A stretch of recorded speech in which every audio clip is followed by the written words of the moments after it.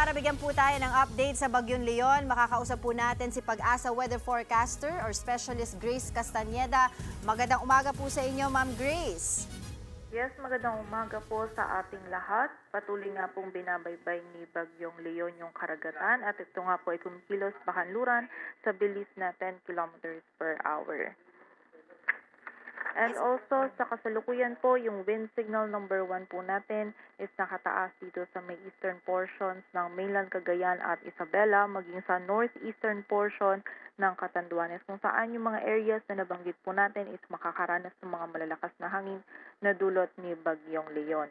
And also sa kasalukuyan po, yung trough naman or extension ni Bagyong Leon ngayong araw, yung magdudulot po ng mga kalat-kalat na pag-ulan, pagkidlat at pagkulog dito sa bahagi ng Cagayan, Isabela, Aurora, Quezon, maging sa bahagi din ng Bicol Region, Visayas, Occidental Mindoro, Palawan, Zamboanga del Norte, Surigao del Norte at Dinagat Island. So pag-iingat po para sa ating mga kababayan dyan sa posibilidad ng mga pagbaha at pagguho ng lupa. And bukod po dito, sa mga susunod na araw kapag naging mas malapit po si Bagyong Leon dito sa may silangan or sa may karagatan silangan ng Batanes, is yung outer rain bands po nito ay posible pong mahagip at magdulot ng mga malalakas na pag-ulan and also ng mga malalakas po na hangin dito sa may area ng Cagayan Valley. So continuous monitoring po tayo dito po kay Bagyong Leon. Samantala, sa kasalukuyan po is wala po tayong nakataas pa na gale warning, but iba yung pag-iingat na po para sa ating mga kababayan sapagkat magiging maalon po yung lagay ng ating karagatan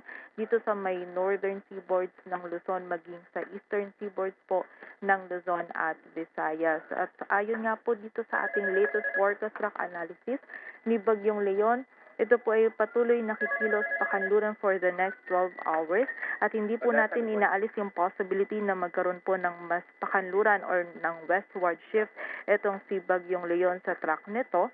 And nakikita natin after po nito is ito naman ay kikilos na pahilagang kanluran or magre-recurve po by Wednesday until Thursday kung saan posible po itong maglandfall dito sa area ng Taiwan by Friday early morning. At bagamat nga po nakikita natin na hindi ito tatama sa anumang bahagi ng ating kalupaan, ito pong si Bagyong Leon is lalapit dito sa may area ng Batanes by Wednesday or Thursday kung saan ito po yung outer rain bands po nito, yung magdudulot po ng mga malalakas na hangin and also ng mga pagulan sa malaking bahagi po ng Cagayan Valley. So muli po, continuous monitoring tayo at patuloy po na magantabay sa updates na ipapalabas ng Pag-asa. At yan po muna ang latest dito sa Weather Forecasting Center ng Pag-asa. Grace Castañeda, magandang umaga po. Ma'am Grace, tanong ko lang po, yung posibilidad daw na magkaroon ng Fujiwara effect o yung looping ng dalawang bagyo, hatakin daw ni Leon, itong si Christine, ano ba rin pa yun? Posible pa rin? Sa latest analysis po natin, hindi po siya magkakaroon na ng interaction or mababa na po siya or unlikely na po siyang mangyari na magkaroon po sila ng interaction. And also, ito din pong si dating Bagyong Christine, sa ngayon din po is mababa na po yung chance niya na pumasok sa loob ng FAR and posible po ito maging LPA or low pressure area na lamang sa mga susunod na araw. So ito pong mga sinasabi po na posible po sila magkaroon ng Fujiwara effect ay hindi po natin siya nakikita na mangyayari na po ngayon.